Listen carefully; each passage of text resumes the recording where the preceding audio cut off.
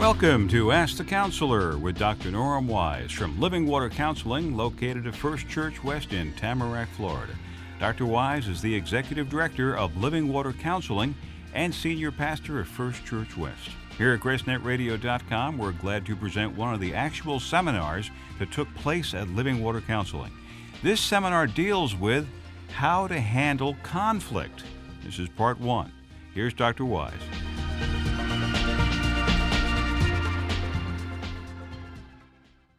We have to also admit our wickedness and need of forgiveness and repentance. Repentance, by the way, is a change of mind as well as a change of heart.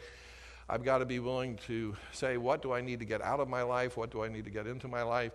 But only when we're willing to do that are we ready to be peacemakers. Now again, this is not perfection but direction, and this just simply has to be a lifestyle. This is an ongoing process. One time I did process, we were going through we spent a silent retreat. A silent retreat is where you go through a couple days and you don't speak a word to another human being.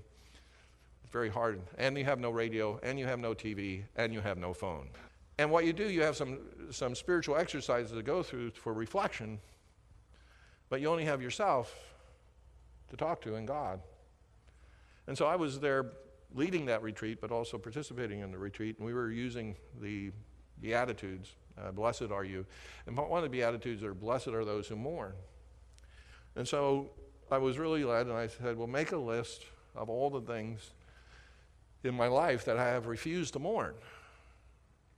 And I started to make a list of all the things in my life that I said, I'm not entering that room of sadness about that. Forget that. That's just too much. I made that list. And as I went there and I looked at that list, then the second part of the verse came in. Blessed are all those who mourn, for they will be comforted. And, from my subjective experience, what I would say, I felt a strong impression of the Lord saying to me, look at all the things that you haven't been able to be comforted about. Look at how you missed out on so much of my comfort. Well, what had kept me from mourning? Fear, pride, lots of stuff. But you see, it led me to another aspect. You see, you have to be doing some kind of deep soul work in order to be continuing to put yourself in a pace of shalom. And it never ends. But you see, the other side of this is I have to rejoice that God has a wonderful plan for us in Christ Jesus. You see, the good news is this: only those who know they're forgiven much are going to love Jesus much. And only those that know they've done a lot of sin are going to know they need Jesus a lot. And the good news is, all who call on the name of the Lord for mercy get it. He's never turned anyone down. There is no cheap grace, because the way we're made right. I was talking to a fat guy yesterday in the ministry 20 years. I asked him a question. I said, if you were to stand before God and he was to say, why should I bring you home so I can love on you and embrace you forever? What would you say? And he said, well, I have tried to be a faithful person. I've always done the best I could possibly do. And, I love God. And he went on with some other I's. I.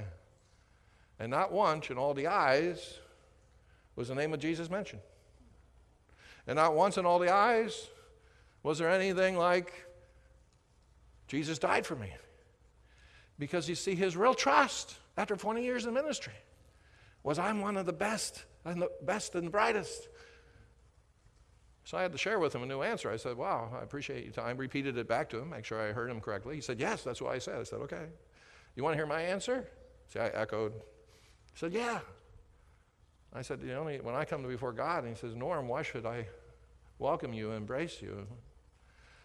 I said, Lord, my one and only hope is you died for me, and you were raised to show it was all paid for. And Lord, if that's not enough, you really should send me to hell, because I'm a horrible person. And that's my answer. Because my one and only hope is him. That's it. And the thing is, see, I had been taught, I really did believe there was no purpose for Norm, which is why I was suicidal. I figured, why take up space if there's no purpose? And the great gift that Jesus gave me in this whole process when I was young is God said, no, there's a purpose for you. Now, that wasn't easy to believe. I had a speech impediment. Nobody could understand me. I was a sick, weakly kid. I mean, there are a lot of reasons to think I should not take space in this world. But the gospel of Jesus came. And quite honestly, yeah, if my 5th grade teacher was here, she would believe in miracles, because the last thing anyone thought the introverted person who stuttered would ever do would be speaking. So every time I speak publicly, this is a miracle. This is not possible except by the grace of God. So we have to rejoice that, wait a minute, yes, all that's true, but God is greater than my stuff. God is greater than my wounds. God is greater than my weakness. God is greater than my wickedness. God is greater in Jesus Christ, and He has a plan for me. Isn't that great news? Well, you see, we have to process all that. We have to come and again, we're always in process of that. I never get done. I'm still working on me. I'll always be working on me. Jesus will come back and I say, wait, Lord, I got to be working on me. And it's okay, Norm, you can stop now. But the thing is, that's really where we're at. Well, how do we get inner peace? There's 4 elements. Prayer, Philippians 4, 1 through 8. It says, are you anxious? How many of you were anxious this week? Okay. How many of you are lying right now? Okay, all right, sorry.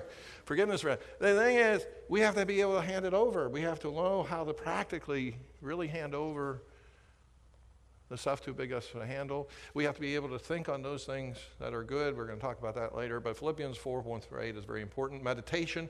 This is self-talk. What are you telling yourself? Interrupt yourself. I used to tell myself garbage all the time. I still do sometimes, but I know enough now to interrupt myself. What are you telling about yourself? What are you telling about other people? Do you know one of the reasons why you get so angry? You start demonizing the other person in your head, and you start to weigh they're not made in the image of God. They're not sacred. Now they become slime, and you start treating them like slime. So adjectives in your head. I had one guy one time, and he would go into the bedroom, and he would just call his wife all kinds of names. He thought he was doing it privately, but he would just get in there, he'd throw in the F word, the B word, the S word, all those words, all those words. And he would just do all this stuff, and he thought he was verbally vomiting to himself. Now, of course, the problem is, what kind of attitude do you think he was in by the time he came out of the bedroom? He was ready to fight. He was elevated. He was fueled. One day, his wife got to him as he was walking in the bedroom. He said, honey, you should know something. What's that? These walls aren't that thick. And it gave him a whole new insight about maybe how this practice was not a very good practice, okay? Because she had been hearing all this, which he thought he was just spilling out. So meditation, what you say to yourself, what you say to yourself about yourself, what you say about the other person, what you say about God, what are the provisions of God, what are the promises of God, whatsoever things are good, whatsoever things are a good report. Look at the glass half full as well as not denying it has some things to deal with, half empty, but the whole glass is not empty, okay? And that, of course, brings us to life balance. My life is not the problem. Do not reduce your life down to the one issue. I tell people all the time, your marriage is a very important part of your life, but it's not your life. You have all kinds of other things in your life. You have your own relationship with God. You've got relationship with friends and family. You've got relationship, you've got a mission and purpose in the world. It's not your whole life. You don't want to put all your eggs into this one basket, whatever that one basket is. Sometimes it's kids.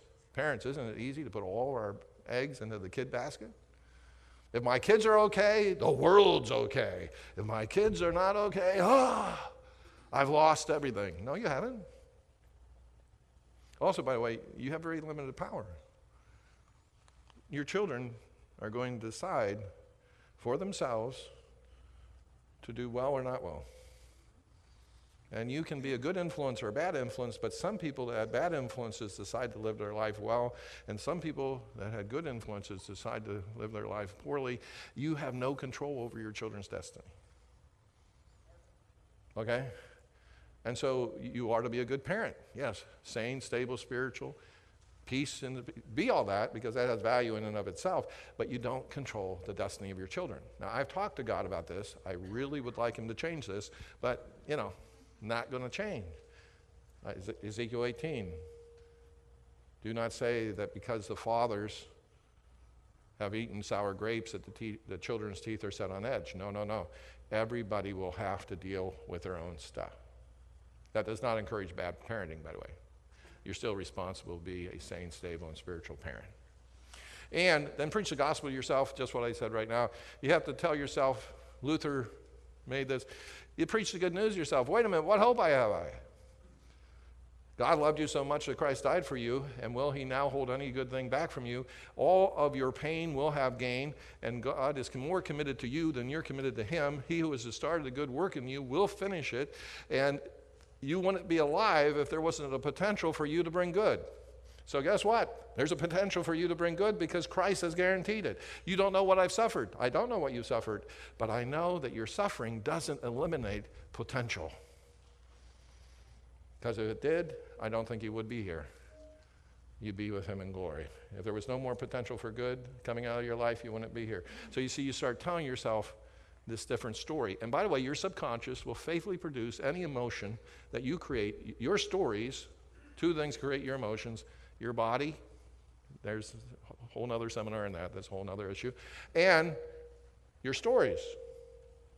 So whatever story that is, what are you preaching to yourself? By the way, if you're not preaching the gospel to yourself, you're preaching something else to yourself. Maybe you're preaching the bad news to yourself. And your emotions will follow. Whether you have inner peace or not inner peace will follow what story you say. Well, how to be a peacemaker? Focus should be on the problem and not people. In other words, you want to define the problem in such a way that the other person doesn't have to take the blame for everything. You have to use this word we. And say, we are having an issue that is really significant. And that issue is. And so as much as you can put that out there in that way, you can. Now, if this is a rebuke conversation, you have to then say, we face a problem because, and I want to see if you agree with this, you are abusing alcohol. And when you abuse alcohol, this disrupts everything in our family and life, and we don't know how to handle that. Now, the thing is, if they won't admit they have a problem with alcohol, this is not going to be a very good conversation anyway. You're going to have to start with some agreement that there's a problem. What's the problem? And so if the person says, oh, I don't think I abuse alcohol. Okay, well, give me the reasons why you don't think you're abusive to alcohol. And let's talk about that. You understand, it's not going to work to get mad at them. How many of you have anyone got really angry with them, and because of that, you suddenly changed your mind? It does happen, but is that rare? Most of the time, what happens when somebody gets really angry at you? You shut down. You become defensive. I know a lot of people who drink more than me. My drinking hasn't made me lose my job yet. There's a lot of people. I mean, I'm not like a drunk on the side of the road. I'm responsible. I pay every bill on time. I unwind by drinking. Who cares? Do you know what you do that drives me crazy? Throw it right back. Well, you see, you have to come to some agreement that drinking is a behavior that is having bad effect. And you need to say that to them without moral superiority. So you want to use the words we, you want to try to talk about it as a problem. You want to see if you have to have agreement on the problem. Because if you don't agree on the problem, you're just going to go and fight about the problem. So the first thing is you got to come, can we agree on some problem? You can't solve a problem unless you both agree with it. Then the emotions, not explosions. Most of the time when we let our emotions out, they're exploding, and therefore they muddy the waters. What we want to do here is give each person, again, you're echoing back. You say, I see the problem as this, and they, could you tell me what I'm saying? Yes, and then tell me how you see the problem. You come up with a joint idea of how to define the problem. By the way, I have a book written on life journaling, and it gives you a lot of forms for this. So you could, there's like forms you can fill out, and it'd be a process. By the way, in really big issues, you need to say, can we spend a couple hours on Saturday talking about this rather than waiting for the spontaneous explosion? Planned conversations are better than just, here, let's talk about this life-changing conversation just because something right now irritates me. You may want to say, we've got some stuff to talk about, let's think about it and sit down on Friday at 7 and talk about it and give a couple hours to it. Planned conversations are actually more fruitful most of the time than spontaneous generations, because most times we're not ready for that conversation, nor is the other person. So you have to come to a point of even talking about how you'll process the issues. Emotions, you just say, I feel this way. I feel, really afraid when you drink too much. I don't know what to do. I don't know what to say. Some of my parents were alcoholics, and so when you drink, it brings back all kinds of feelings from my childhood. And I don't know. I've grown up, my whole family drinks, and it's just the way we are. It's our culture, and I don't know how to even handle life if I didn't have drink at the end of the day. I mean, I have a lot of feelings that I handle by taking this, and I don't know if I could avoid depression without the use of alcohol. See, everybody's just putting the emotions on, and you don't judge the other person's emotions. You don't evaluate the other person's emotions. They're just heard. Because, by the way, you can't talk people out of their emotions. They're going to have to talk themselves out of those emotions eventually, maybe by a process. But they need to be heard, and they need to be shown empathy at that time. An emotion that is heard is a quieter emotion. An emotion that feels it's been told to shut up, just stirred up. The more that someone tries to get my emotion bottled, the more I will try to have it come out, or I'll push it inside. And when I push it inside, I'll shut down and I'll become depressed, because now the emotion has nowhere to go but inward. Analyze, not argument. Okay, then what could we do? What would be, since why don't we go down to the doctor and talk to him about, let's just for a month make a record of all the times you drink, and you make it and I make it, and we look at it and we agree to it. We'll take it to a doctor and see if the doctor thinks that you're drinking too much. We'll look for some objective outside person that can make an evaluation of whether or not your drinking is excessive or not excessive, since there's some doubt about it, okay? And then let's make a list of all the behavior we see as destructive that takes place while you're drinking too much. And then we can see whether or not there is any cost to this. And then if we were to come to the conclusion that drinking was a problem, what are some of the things you would be willing to do, and what could I do, and how could I make it easier? Oh, it is true. Yeah, I like to have that, those couple beers once a week myself. So would it help you any if I gave that up? Would that help this be, what if we just had a liquor-free home? Would that be helpful to you? See, right now, you just make it doesn't be every idea.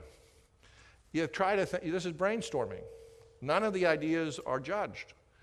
We don't make any changes whatsoever, okay? We keep status quo. Great. How's that working for us? Okay, but they're all on the table. And by the way, if you want to get a whiteboard or something to do this with someone you're married to, you can do that. You can do this as formally or informally. You can use a napkin. You can do whatever, notebook. But the thing is, by the way, you want to maybe start writing stuff down, because, that makes you use the cognitive side of your brain, and you're a little bit more in control when you do.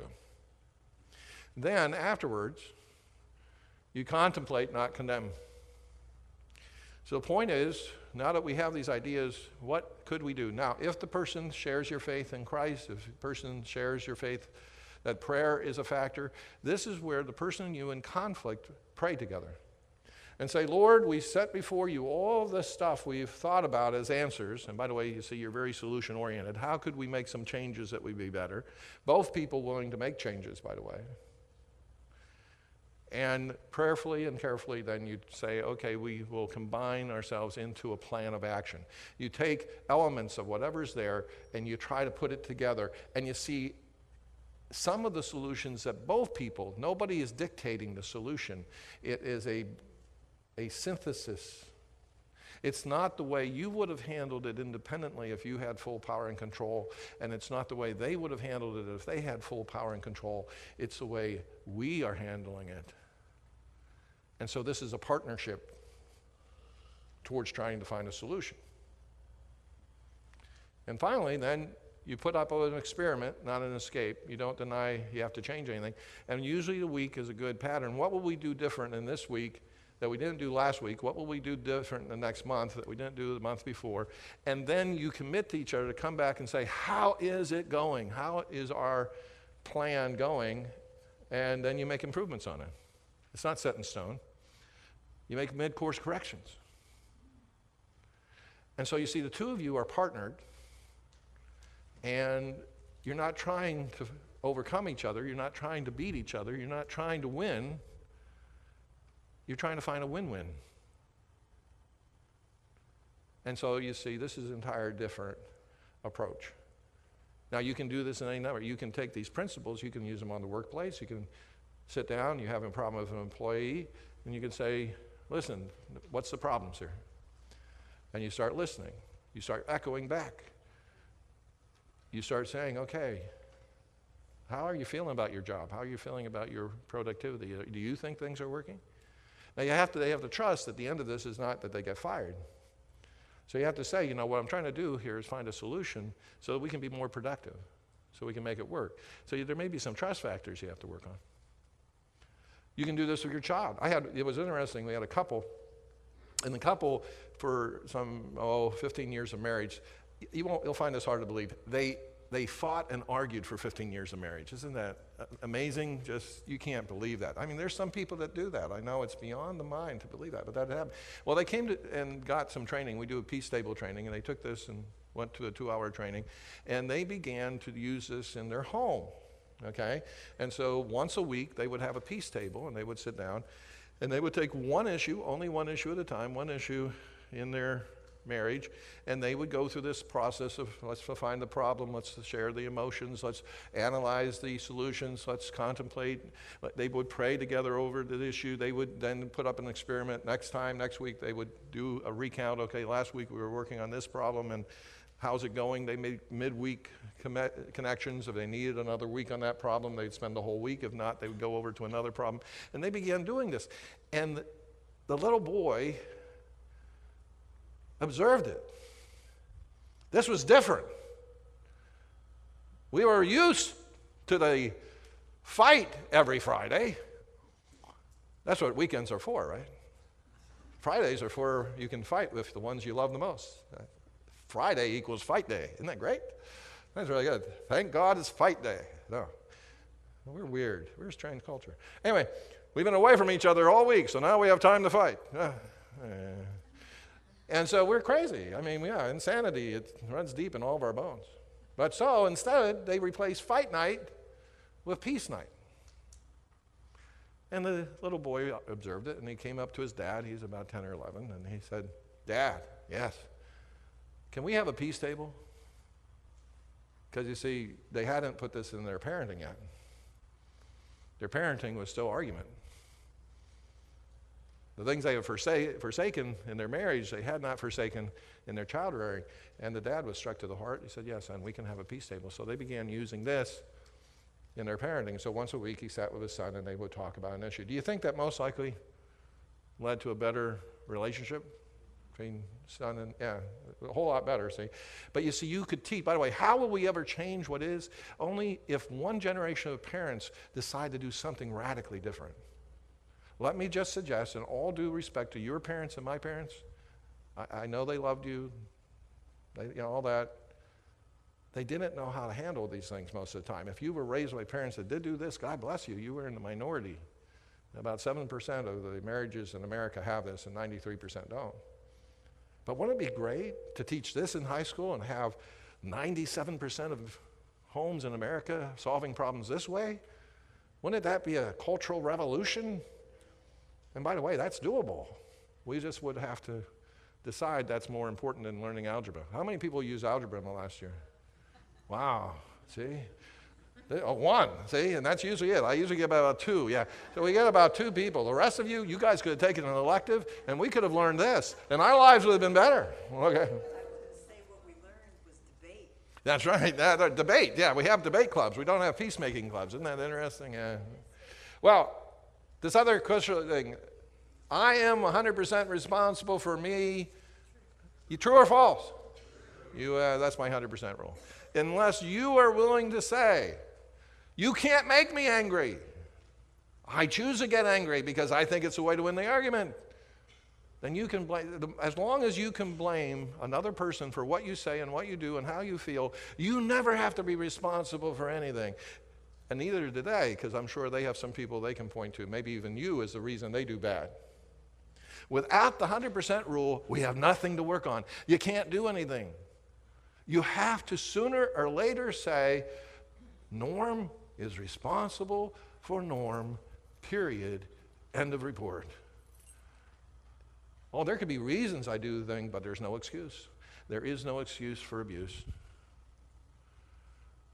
There's always reasons, and sometimes it's helpful to find a reason so I can overcome the reason, so I can change my behavior, and all that can have some validity. But if I'm blaming another person for my vices, I'm crazy, because it's not true. There's other people that have had bad influences in their life, and they haven't chosen my vice. There is no cause and effect.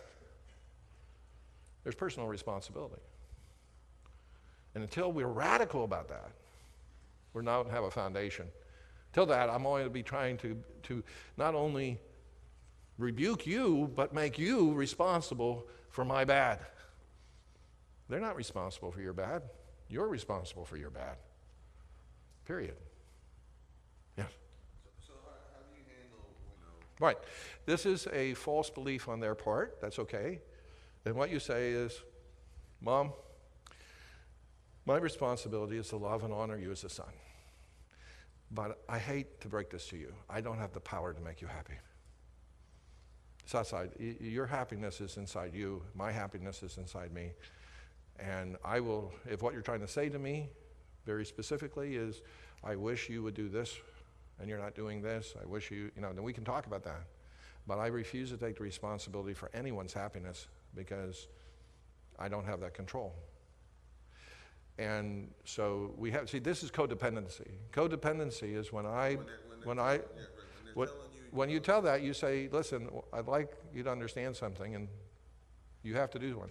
I'm committed to you as a son. I am committed to trying to love you. I'm committed to trying to respect you. By the way, all this is stuff they want to hear.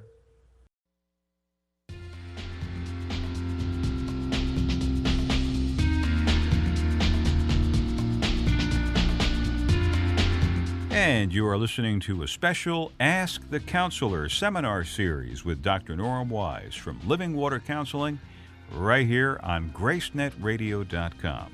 And we hope you're finding this segment helpful, learning how to handle conflict. This is part 2. It's an actual seminar that took place at First Church West in Tamarac. Now, if you are hearing this for the first time on our internet radio station, GraceNetRadio.com, you can order a copy of this complete seminar. All you have to do is visit the website, livingwaterchristiancounseling.org. That's livingwaterchristiancounseling.org. And you'll find information on how you can order, and if you'd be so kind as to make a love offering to help cover the expenses of mailing and duplication. You can get the phone number and other information at the website, livingwaterchristiancounseling.org. And don't forget, not only are these CDs available to help you, but maybe think of a friend or a family member who is struggling with conflict. Perhaps you should give them a copy as well. We hope you consider that. And if you're a CD listener, remember to visit our radio station that features Ask the Counselor, GraceNetRadio.com. Tell your friends about it and tell them to join you on the internet at GraceNetRadio.com. And now let's get back to how to handle conflict with Dr. Norm Wise, right here at GraceNetRadio.com.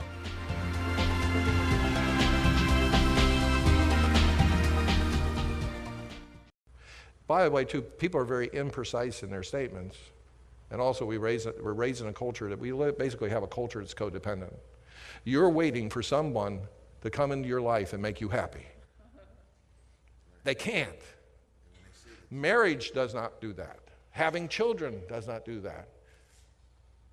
Your happiness is inside you and is between God and you. Someone can do something that gives you pleasure. Someone can do stuff that causes you pain. But your ultimate real happiness, there are people in pain that are happy. And there are people that are in pleasure that are unhappy. I did a Bible one time, and everybody in the Bible study was a multimillionaire. They weren't happy. We all say, oh, let me be unhappy like that, yes. But, but you see, they had come to some realization. They said they had come to, our money can't make us happy. Most of us never get there because we never have any money, so we're sure if only I had more money can make me happy. No, it can't. We think it can. So, yes, people will verbalize this. We want to believe that someone could make us happy. A lot of marriages here, see, the man marries the woman as an unhappy man. I am unhappy. I need you. You will be my happy. And I will be a happy vampire, and I will put my fangs and I will suck happiness out of you, and I will live. And of course, then you don't know it, but the woman's saying, I'm unhappy. I'm marrying you. So what you have is 2 ticks and no dog. It's a sad little condition, yeah. But yeah, so we have to understand our whole culture is messed up here. If we're going to have happiness, true happiness is health of soul. True happiness is having that inner peace. Notice how many of those things I talked about, inner peace, were dependent on other people. 0. Now, can I take pleasure in good human relationships? Absolutely. Are they a blessing from God? Yes. All those, I love human relationships. I think they're great. And they definitely can be an added way for me to, I can't fulfill my purpose. I have loved my neighbor, so they're opportunity for me to share my peace with other people and test my sanity and all kinds of stuff. But to look at them as a source turns them into codependency. And codependency never really works. And we live in a codependent. So be realistic about the other person. Sometimes we get have you ever been disappointed in another person? Been disappointed in it? Yeah. Well, because you weren't realistic. You have a person that has physical limitations, and you want them to do stuff they can't do. Guess what the outcome of that is? Useless anger. Have you ever raised your voice and got angry at a deaf person because they can't hear you? Happens all the time. Because we feel offended. They can't hear me. Yeah, they physically can't hear you. Wake up and smell the coffee. But we don't want them to be limited. And by the way, people change. Sometimes people can start off and they don't have physical limitations, and then something happens and they do.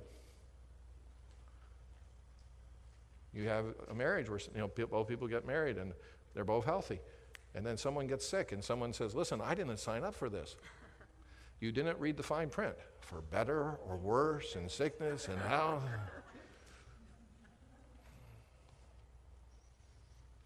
We got upset about their mental ability. They don't think the way we think. They can't understand something we think they should understand. And you see, at a certain point, the longer you're with a person, you should learn the person. If you're expecting the person to be able to do things mentally that they have never demonstrated they can do mentally, the problem is not the person. The problem is your expectation. If you have a child and you expect a child to be on the honor roll and have straight A's, and the best that child could ever do was get C's, the problem is not with the child. The problem is with you. Your frustration, your anger, your disappointment, it's because you won't face reality. Okay? And by the way, God gives different gifts to different people. Some people are given greater mental abilities, some are given lesser abilities. Some people simply look at things different. Sometimes we have both global thinkers. 2 of my children are global thinkers. They cannot learn through phonics. A global thinker brain is wired in such a way that if you try to teach them to read by phonics, you will fail. Now, they're only 2% of the population. But if you teach them sight words, which is horrible for 98% of the population, they do great. But if you say phonics, phonics, phonics, phonics, I will make my kids learn through phonics, and you have 2 kids that are global thinkers, you will be frustrated and they will go crazy. Because they're not wired the same way. Well, the global thinker doesn't start with parts and build to a conclusion. They see big pictures and go to particulars. 2 of my children are this way. We took them to a person, they said, oh, you got two global thinkers. Oh, one of you guys are responsible for that, genetics. Guess which one of the two parents was responsible for that? But this helped me pass Hebrew, because you see, they teach Hebrew and Greek by phonics. Couldn't learn it. Whole words. A's in both Hebrew and Greek, hey? Because then I grew through my kids, understand my own learning patterns. But you see, until that time, I just called myself stupid. So, realistic understanding of the other person's mental ability. Their emotional ability. Some people are stronger emotionally, and some people are weaker emotionally. Some people are, very, fragile. Some people are less fragile. We got to know the person. We have to know what issues are emotional for them and for what reasons. But if I'm expecting somebody to handle something, and historically they've never been able, I want them to handle this, I don't want them to cry. Okay, how many times have you ever talked to them about something and not cried? 0. Well, what are you expecting? No tears. And the logic of that. So in other words, don't expect emotional maturity from an emotionally immature person. Don't expect, by the way, also a person that hides their emotions basically as a stone to suddenly be a warm, fuzzy person. You got to know the person. The longer you know them, the more. Now, can they change? Can they develop? Sure, they can. Change is possible. But go in with a realistic expectation as you're having this conversation today, saying, who is this person? And don't expect them to be radically different than they were for the last 10 years. Because the odds are they won't be. They'll just disappoint you. By the way, I have to love people for who they are, not for who I would want them to be. I have to accept them for who they are and not for who I would want them to be. Their spiritual ability. If you're saying, I want this person to, pray with me, and they have never prayed with another person on the planet, that most likely is not a realistic expectation. So in other words, where are they in their spiritual journey? Where are they in their process? If you're, married to an atheist, to expect them to be the spiritual head of the home may not be a realistic expectation.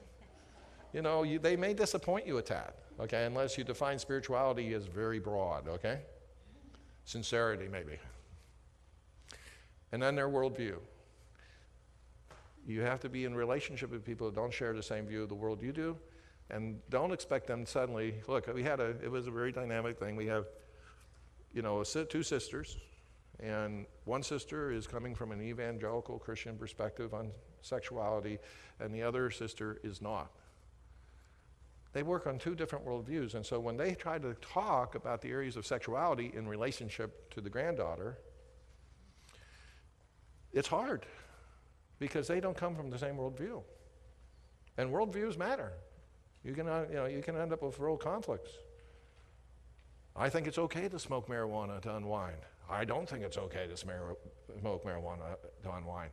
And yes, we're going to be telling the kids a moral lesson. Okay, which do we give them? It's okay to smoke marijuana, or it's not okay to smoke marijuana. There is a God, there isn't a God. There are moral absolutes, there aren't moral absolutes. See, worldviews can matter. But I have to be realistic. If I'm working with someone, I have to know their worldview, and I have to respect the fact they're not coming from my worldview, and I can share my worldview. I can say, we need to understand where we differ, but also sometimes there can be some common ground. See, you can disagree of worldview, but you can agree on some common principles, and then you can work. My friend who was an atheist and we agreed on a common principle. The common principle we agreed on, truth is important. So he and I, though we disagreed whether God existed or not, we agreed truth is important. We agreed that consistency is important. Norm, since you believe in God, you should live as though God is alive. And since I don't believe in God, I should live as though God is not alive. Consistency. Anti-hypocrisy. See, we had common ground. By the way, you may have common ground with people if you think about it. There's these elements worldviews overlap. And so in that overlap, you can build from that common ground. You can establish that common ground. But you see, by the way, what does this suggest? Do you have to think about the other person a little bit more than you normally do? Yeah. They're not you. Isn't that shocking? They're not your clone. You are wonderfully made. Congratulations. So are they. And they're different. So live with it. Stop expecting them to be you. And start knowing who they are and accepting who they are and loving them for who they are right now. And hopefully all of us will be improving. It's not perfection, but direction. Well, there's this gap. There's the reality, and there's the expectation, and the problems in the relationship are really because of the gap between reality and expectation. And the anger, the greater the gap, the greater this person doesn't meet my expectation, the more angry I will get at them. That make sense? That's what creates the anger in our conflicts. So if I reduce that gap, I'm not saying we can ever do away with the gap entirely, but if I reduce that gap, then I reduce my anger. I start expecting them to be who they are. And, that puts me in a better place to relate to them. Who are they? Well, they're some family, safe, sane, stable, and spiritual. Again, no perfection, but basically you have some family that can be sane, stable. These are people you go to for advice. You can work through problems. You can these people are easy to communicate to. You can have conflict with them, but it's healthy conflict because they're trying to resolve a problem. Then you have abusive, insane, lacking stability, no real spiritual insight. And you need to know, now again, this is spectrum, but in other words, when I'm dealing with someone who basically is not a safe person, I've got to go in differently than when I go in with a safe person. That makes sense? I need to be going in with wisdom. I need to, have my expectations. At best here, I can maybe make just a little bit of progress because, basically they're not able to handle too much. See, by the way, my expectations then is not, we're going to have this one conversation, it's going to fix everything. Magic. No, it won't. At most, it might fix it a little. Maybe it'll put it moving in the right direction, okay? But in other words, the capacity there is not for some, yes, occasionally miracles happen. I'm always for a miracle. I just don't count on them happening every day because if they did, they wouldn't be miracles. The sun rose, that was a great God event, but it's not a miracle. That's the way he normally runs things, okay? Miracles are like Red Sea stuff, okay? Even in the Bible, it has a book, Lochner has a book called All the Miracles of the Bible. You can pick it up. There aren't that many if you consider the thousands of years here. So God does sometimes. But Isaiah 61 says, when the Messiah comes, he said, he will bind up the brokenhearted. Anyone ever have a cast? Broken arm cast? Yeah. And so doctor put the cast on, and the next day you could take it off and your arm was better, right? No. What good is that cast? No. See, casts take time. When the Messiah comes, he's not going to heal hearts instantaneously. He's going to bind them up, put them in a cast, and over a period of time, they'll be made healthier. There was never a promise that Jesus was going to heal your heart instantaneously. He said, I will heal it through a process over time. Now, yes, does Jesus sometimes heal hearts instantaneously? He can do whatever he wants. Jesus has never asked my permission to do anything. He can do whatever he wants to do. But he never promised. You see, he promised, create a healthy cast, create a healthy process, create a healthy system, and over a period of time, I'll bring healing to your soul. So you claim the promises, but rightly define the promises. There are friends that are safe and unsafe. Know which ones they are. By the way, God just gives us friends sometimes, and sometimes God has a sense of humor. And we just have some interesting friends. But some of them are not real safe people. And we need to know the difference between the safe friend and the unsafe friend, okay? And we need to treat the unsafe friend differently than the safe friend. In fact, I need to have a little bit more boundaries. I need to have, some protection here because they're not really safe. They can say the darndest things. And yes, they have a habit of verbally vomiting. And so I kind of wear a raincoat, Going to go see them, and yes, the odds that they're going to use really bad adjectives and everything else is high. And yeah, we can interact, and I can be trying to help them. But for whatever reason, if I've said part of my ministry, part of my role in life, to have this person as a friend, you ever have any of you ever have, I know you have sanctified friends, any of you guys have friends who are drunk and vomiting? I have, yeah. And so the thing is, I'm taking my friend over there, he's vomiting, and he's always promising, it's really fun. I'm never going to drink again. Sure, okay. Yeah. And, back and forth. It's messy. Well, a lot of times there's messiness that comes in with friendship. And you have to decide, has God called me to be this friend? Is this a part of the mission? It's messy. It shouldn't be this way. Hopefully the person will figure out someday and tie themselves, I need to deal with some of this stuff. And you can encourage them. But guess what? You don't control them. You can't make them healthy. You can decide in a friendship, you can decide. Can't with family, you're stuck, sorry. You're going to be family. Blood is blood. But friend, you have to decide. But by the way, do have some healthy friends in your life. Go find some healthy people and make friends with them, because you need some healthy friends as well as, if all of your friends are unhealthy, you need to get a balance, okay? So go find some healthy people to balance out your life. Yes? I think you implied or stated earlier that you're best of a gospel. Well, I told the Lord this was a mistake. That's true. I did not plan it. But friendship is an emotional relationship. And this guy and I had this common ground. Where we had common ground is, I have best friends who are Christians, and I could give them a book and I can say, listen, you got to read this book because it's really significant to you. He's never going to read that book in a million years. Okay? He just doesn't care enough. Yeah, you don't read, he doesn't care, whatever. So, but this guy was a reader, I'm a reader. We have a common value. He would read the book and he would come back and we would talk about the ideas in the book, which I knew he read the book. So you see, friendship can have many dimensions. Now, couldn't be my spiritual friend. We could talk about spiritual friendship. And spiritual friendship is where we have this connection in the Lord. But we had a creational friendship, okay? He was made in the image of God. I was made in the image of God. He didn't think it was made in the image of God, but that doesn't change my reality. And so the thing is, we shared humanity, okay? And in that humanity, we had things in common. And in some of those things, I had more in common with him than many people maybe who are of faith. Now, things of faith, I have things in common with them, and that, of course, can be a spiritual friendship. So we could divide friendships between spiritual friendships and natural friendships, and you can decide, again, I told her, you can decide, I'm only going to have spiritual friendships. So you can make that choice. I keep thinking about that word best. So you have more than one best friend. Yeah, this best friend outside Terry. Terry, my wife, is actually my best friend. Yeah, but this was at the time outside of that, because at that time I had Christian friends, but none of them shared as much.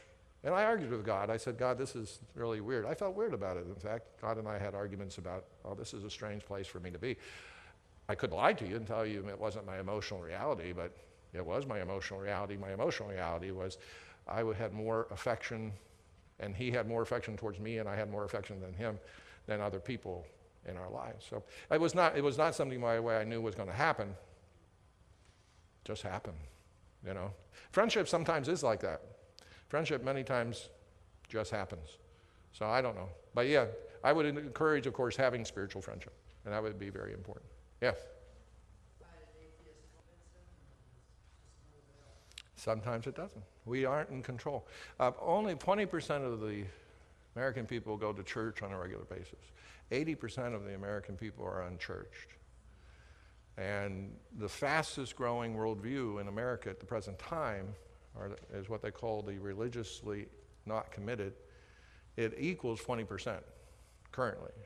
20% of the people are in that, which they might not come out and say they're atheists and agnostics, but basically if there is a God, it's not significant. And it's growing at the fastest rate. There's 78% that claim to be Christians right now. Of course, most of them are not involved in any type of regular church activity.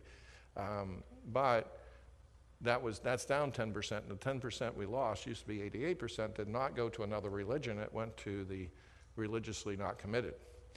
So we could become like England. England has 2% of the population going to church. And some, 40% of the people that would claim to be atheists, agnostics. So we have to be ready to develop human relationships with people that have radically different worldviews. Unless the Lord brings a revival, renewal in some ways to the United States, then the sociological trends, and again, remember I told you I'm not a prophet nor son of a prophet, so I haven't the faintest idea it's going to happen, but sociological trends does say this: we need to start learning how to communicate in a loving way, speaking the truth in love, but in a loving way with people of radically different worldviews, because we're in time of cultural change.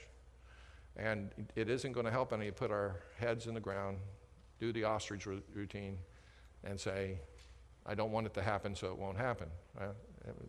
It may not happen, but it's not because of that. I'm going to go here first. Safe people. Trust the church. Right. And we have to understand sometimes we have not been trustworthy. God have mercy on us. It makes me sad, but true. So yeah, we're falsely accused at times. But I'm going to need to close. You can ask those questions one-on-one because otherwise we won't get done. My network, this is your people outside the friendship. This is your village. They can be safe or unsafe. And then you have enemies. And some of your enemies are sane, meaning they're against you, but you can still talk to them. But there's others that are crazy, and you better really love them from a distance, okay? There is love that says, as soon as you're sane, we can talk. But sometimes they go crazy. By the way, people sometimes go crazy. And go ahead, admit it. Sometimes you've been crazy. But the thing is that when someone's crazy, never witness to a drunk. They won't remember it, okay? So some people are in kind of a drunken state of emotion, and when they're there, give them time, give them distance, pray for them, but be careful. They can hurt you. So crazy people, acknowledge. By the way, we can all be crazy, but if they're in a crazy mindset, be careful. I told somebody yesterday, a significant other of theirs had been in jail, and they were talking about this. I said, listen, I'm worried about your safety. You love them from a distance from this point on, okay? Don't let them draw you into their crazy. Don't want to have insanity become contagious. Okay, what fuels it? Desire to have power and control. Most of the time, what it is, we want to control what the other person thinks, feels, does, and we're trying to cause enough pain in order to gain control. What do we need to find peace? We have 3 goals. Win-win motive. In other words, when I'm trying to work out reconciliation with people, I need to say, I want something that'll win for me and them. I'm trying to come up with a solution that honors them and honors me. I need first to listen, seek to understand, and then be understood. And then also I need to look for another answer than the one I walked in the room with. In all likelihood, if they were going to take your answer, there wouldn't have been a conflict, okay? So understand your answer is not going to be the final answer. Be ready, I'm going to say that heretical word, compromise. Now, not compromise principle, compromise how you get it done. Because there's more than one way to skin a cat, okay? So in other words, don't compromise your principles, but there are more ways to get things done. Sometimes what we're fighting about is not the principle, it's the how. How do we do it? The hows, there are more than one way to skin the cat. And that where we have to be open to that. Those are the 3 things we should bring in. Reality check. Read this with me out loud. I cannot make people love me. I cannot make people trust me. I cannot make people do anything. I can keep myself from abusing other people. I can strive to be sane, stable, and spiritual. That is the 100% rule. That is what you have to take in to every relationship. That is reality. You can't make someone love you. You can decide to love them. I cannot make people trust me. You can be trustworthy. I cannot make people do anything, ultimately. Someone can come up and put a gun to my head. They can't make me do anything if I'm willing to take the bullet. It's my decision. I cannot keep myself from abusing. I can keep myself from abusing other people. There's no excuse for me hurting another person. Lord have mercy, because I have. And I can strive to be more sane and more stable, more spiritual. Those things are under my control. And the key, the hardest thing for us to believe, I cannot make people do anything. You have to let it go. Questions? We have had a few, but we'll take one for closing. Would you consider doing Part 2? How about you do another seminar and Oh. cover those in detail? Well, these are, I just went through, but we Yes, could I do it, know. yeah, but we could do it, sure, we can. I'm always for phase 2, dealing conflict in greater depth, okay. I was worried, I thought you had a page that I didn't have, that would be a real problem. Next Saturday, 10 a.m., there's a Learning How to Live support group. It's over in the other building. If you do have questions about today, you can come over and we can do more discussion. It is a place to get encouraged, a place to gain tools, a place to ask questions, and a place to process your life experience for other people. So if you're saying, I wish there was some place where we could go deeper on this, you have that next Saturday at 10. Tomorrow, right here, there's a worship service, celebration, prayer, music, fellowship, teaching. So if you don't have a home church, looking for some place, you're welcome. And if you can donate to cover cost of the ministry, it's deeply appreciated. My biggest thing is this, I'm going to leave you this. God had intended before the beginning of time that you would be here this morning. You could have been anywhere. God had a gift for you out of all this stuff that has been said. Something in the notes, some question that people ask. My request of you is this. Don't leave God's gift in this auditorium. Take some time. Take 15 minutes this afternoon. You've already committed 2 hours this morning. And say, Lord, show me my gift. Review the notes. Won't take you more than 15 minutes. And say, Lord, why did you have me here this morning? Because you see, what I believe of all my heart was this morning was part of God's plan to help you live a more sane, stable, and spiritual life in your relationship. Has nothing to do with me, has nothing to do with anything outside this. God's plan for you. So I beg you, in the name of Christ, don't do something that's horrible, which is God gives you a gift, and you leave it unopened. Because, you see, that's the lost potential. And so often, God gives us a gift, and our house is filled with these unopened Christmas gifts. And someone walks into our house and says, why didn't you open those gifts? Oh, I haven't got around to it. I don't have time. They would think you're pretty crazy. Like, these are all the gifts I got for the last 30 Christmases. Why don't you open them? I don't have time. No, God has a gift for you. Take it home, open it up, look at it. There is something for you here today.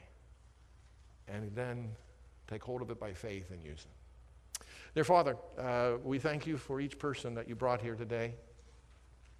Lord, you know that our lives can be and are filled with conflict. East of Eden, we know that you, Lord Jesus, faced conflict when you came. None of us are free. But we ask that you might teach us to be peacemakers. Help us not to choose the way of war, but the way of peace. Guide us in this, that in us people might see your peace.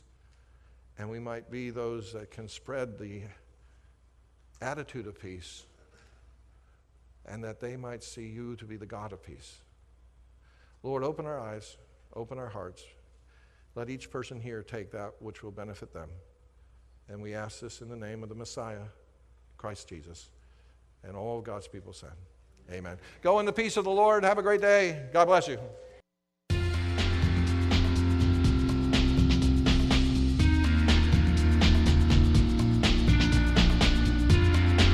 And that concludes this segment on how to handle conflict. This was part 2 with Dr. Norm Wise, the Executive Director of Living Water Counseling, located at First Church West in Tamarac, Florida.